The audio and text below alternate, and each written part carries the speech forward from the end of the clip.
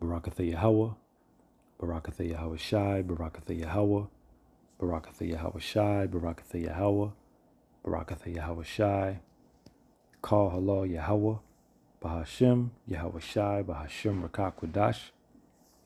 Double honors to the apostles, the bishops, the elders, the great millstone. Shalom, mercy, and safety to all of the Akim on the highways and byways, preaching the word in sincerity and in truth, and a healthy shalom to the elect. My name is Rawai, and I'm back with another lesson. Through the Spirit, Lord willing, it is edifying. Now, this will be a two-part dream that I had this morning, and I want to put it on wax.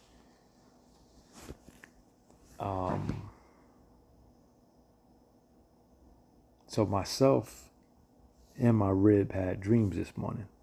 We both woke up, and I said to her, when we both woke up this morning, I said to her, yo, I had a crazy dream. And she said, me too. And I was actually thinking about my dream when I spoke to her. I was thinking about my dream, and I was trying to process it and try to extract and remember exactly what it was that I dreamt about. And when I told her, she said, I had a crazy dream too. So I'm going to go into my dream, which is pretty quick. And then I'll have a voice message that I'll play of her dream, her vision, all right? And then I'll go into what I got from these dreams, all right? Bring some precepts out, and Lord willing, it is edifying, all right? And so my dream, my vision this morning, it was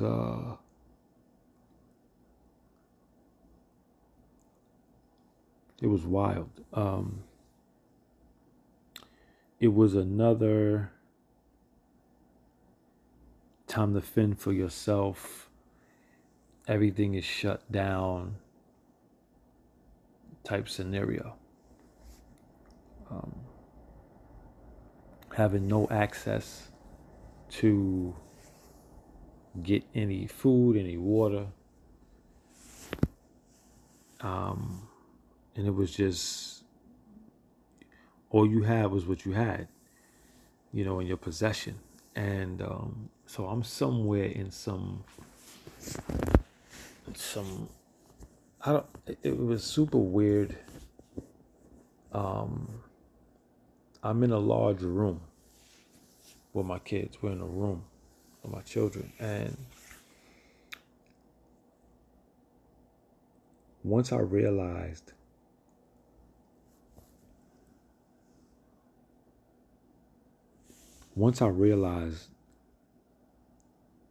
there was time was running out and there was no way to get no food and no nothing, I quickly started to think about, all right, damn, I'm gonna need to feed the kids. I'm gonna need to feed the kids. So I started to grab whatever food that was available in the room and kind of like mentally rationing it. Like, I'm grabbing this, I'm grabbing that, grabbing this, just trying to think about me being able to feed the kids and ration. And that's a spirit, because I think about these dreams. I think about these types of things at times. How I'm going to feed the kids when things go down. What's going to happen? Do I got stuff stored? And I ain't got shit stored, but it's not a bad idea to do so. But I always think about these things, throughout the day at times. So I'm in a dream and I'm just grabbing food and I'm trying to get stuff prepared in a sense of so I could grab up where I could grab, so I could feed the kids, because there was no leaving where I was at. There was no going, no coming back, no nothing. So I had to fend for the moment and fend for myself and my kids at that time, and that's all that it was going to be. So that was pretty much the gist of my dream. It felt very, very real. I couldn't go out, couldn't go in. All I had was what I had.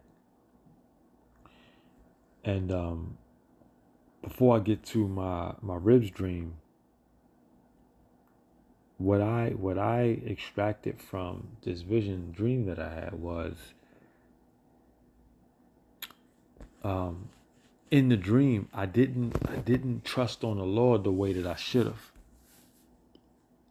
Right? Not because I was doing the right and smart thing by, grabbing whatever food I could, because that's not trusting on the Lord.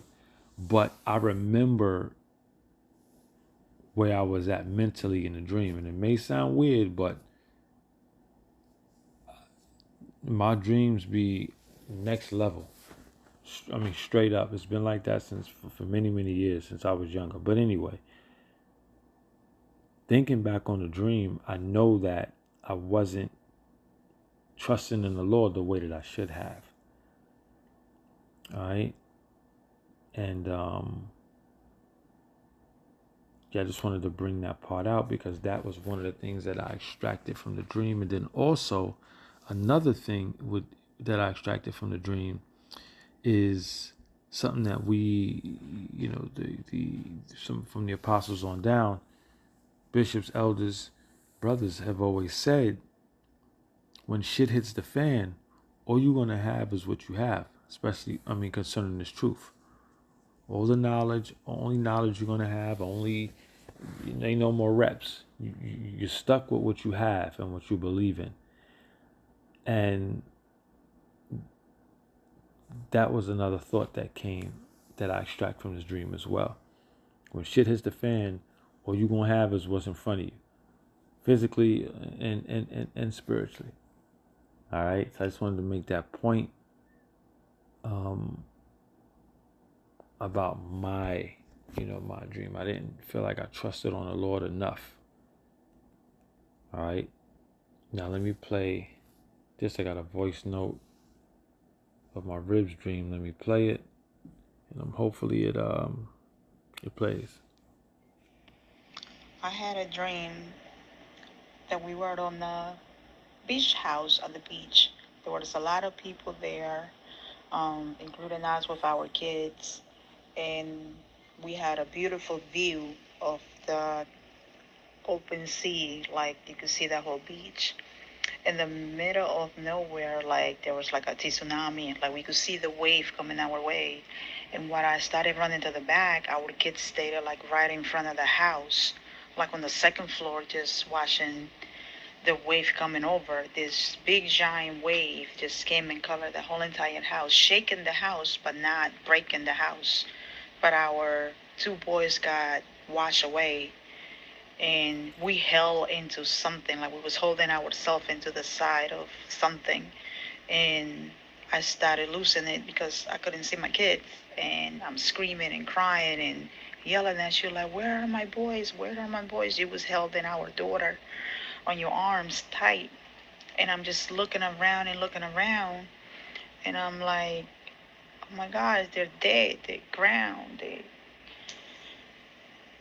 and out of nowhere, this lady comes running like, hey guys, your boys are here. And we ran downstairs to the first floor. But it was like an outside, like we wasn't even in America. It was like we were, I don't know, like I was back home in one of my grandmother's house. And you carry one boy and I carried the other one, and they were still breathing, but they couldn't open their eyes. All we saw was like bubbles coming out of their mouth. And that's when I woke up because I was so scared. All right. So that was my ribs dream. And it's not ironic, and it's very spiritual how we both had dreams this morning concerning, pretty much all hell breaking loose, shit going down, some type of disaster type, right, situation, scenario concerning our children. All right. And yeah, when she told me that, I told her, send me a voice note of the dream as clear as you could. So I just played it. And again, what I extracted from her vision and dream was that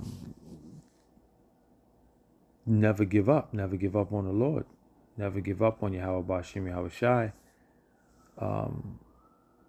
Even when you think things are all bad in a situation, in a scenario, the Lord will come through and make it right.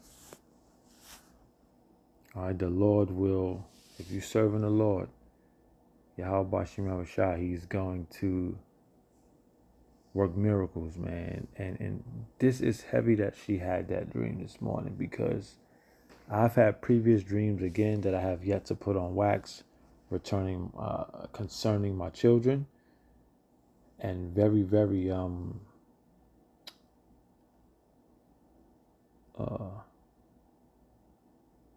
wild things happening, for lack of better term, all right, lack of better words.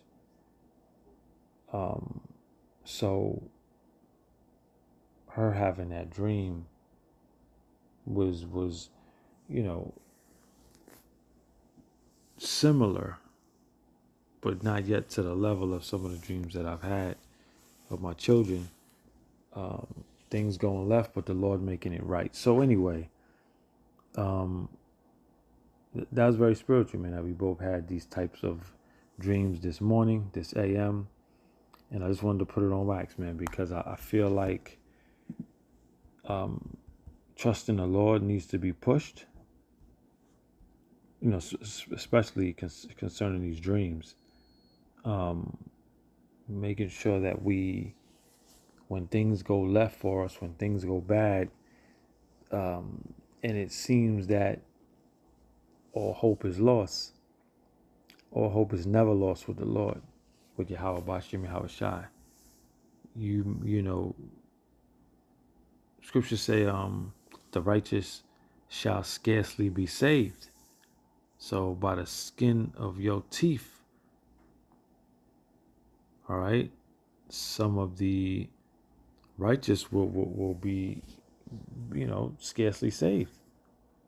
Like on the brink of death, on the coast, right? And the Lord is going to deliver the righteous, all right? The elect. So, again, these two dreams, very spiritual.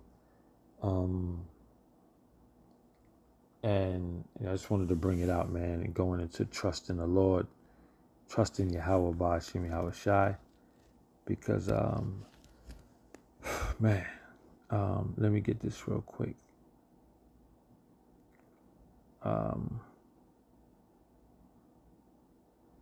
Let me go here. I'm just gonna read it. Psalms 118:5. It says, "Call upon the Lord Yahweh Bashim Yahweh Shai in distress. The Lord Yahweh Bashim Yahweh Shai answered me and set me in a large place." Okay, so we ought to call upon our power. Okay, in distress, in the moment. Now, again, we understand it's the hardest time to do the right thing is when you're in the moment. The hardest time to make the best, most wise decision is in the moment. All right? But we must call upon the Lord and make the right decision in the moment. All right? Psalms 118:5 again. I called upon the Lord Yahweh Bashim Yahweh Shai in distress. All right, so we both were in distress during our dreams. I'm trying to ration food. She's tweaking out because she can't see the kids. They done allegedly so-called got washed away, but she wound up in her dream they didn't. All right, but things were bad.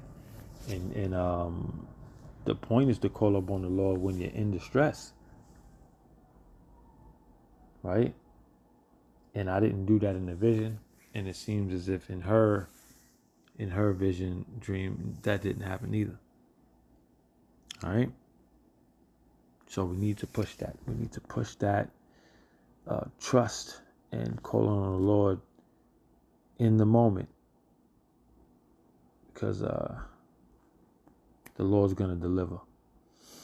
All right. Let's see.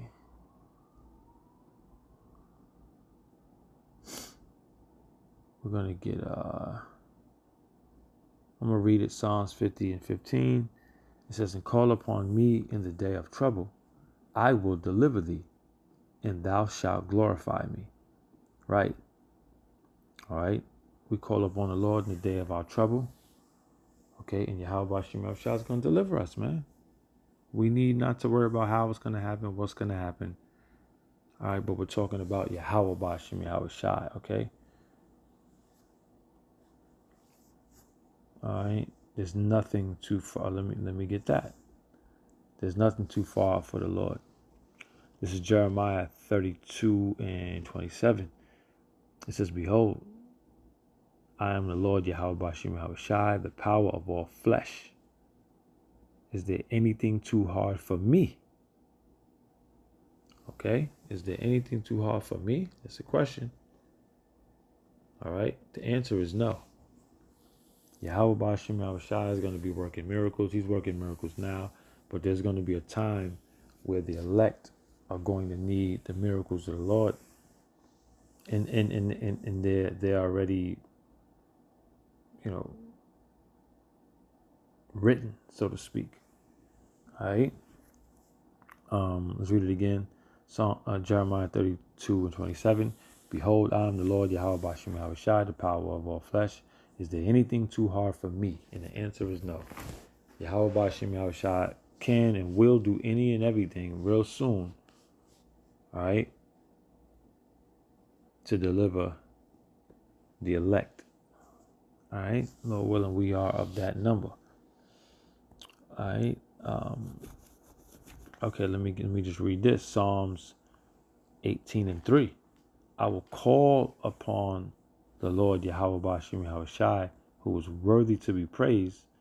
So shall I be saved from my enemies." So we ought to call upon the Lord when shit goes left for us, man.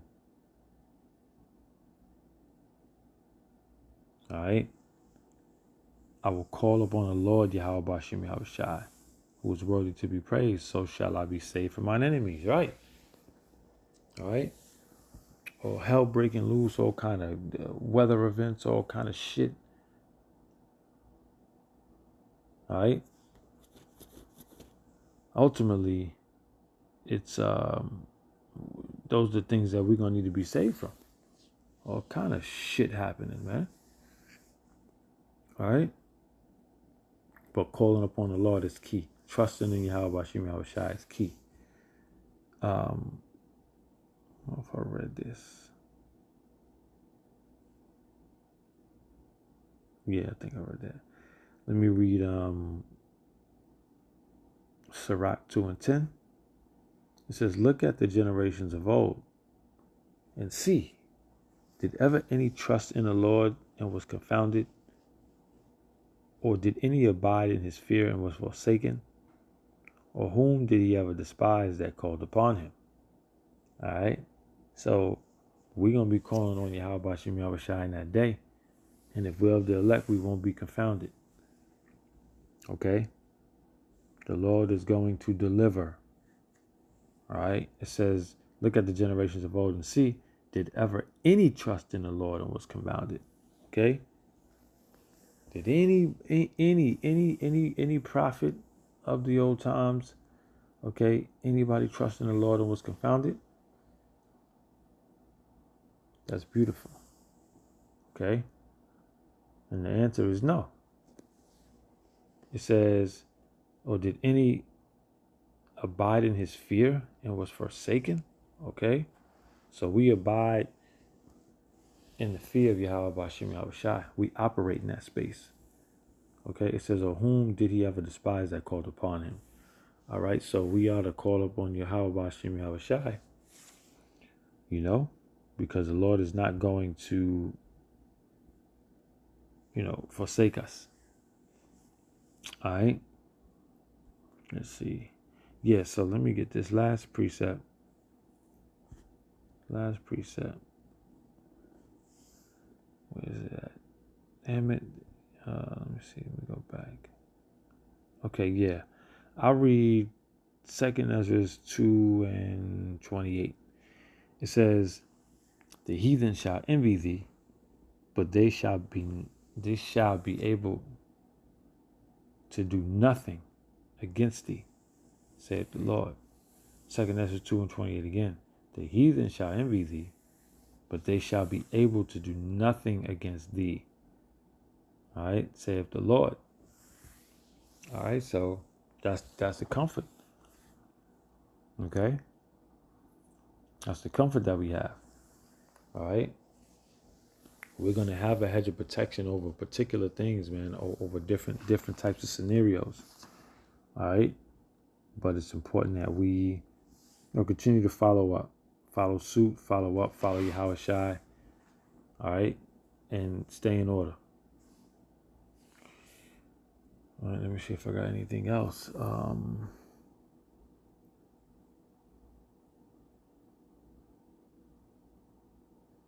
Nope, I'm good.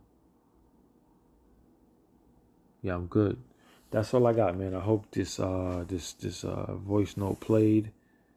Hope this lesson was edifying, man. We need to trust in Yahweh Bashim Yahweh Shai more. I know I do. Dreaming or not, like I need to, so if anybody needs to do the same, please do so. All right. Let me see.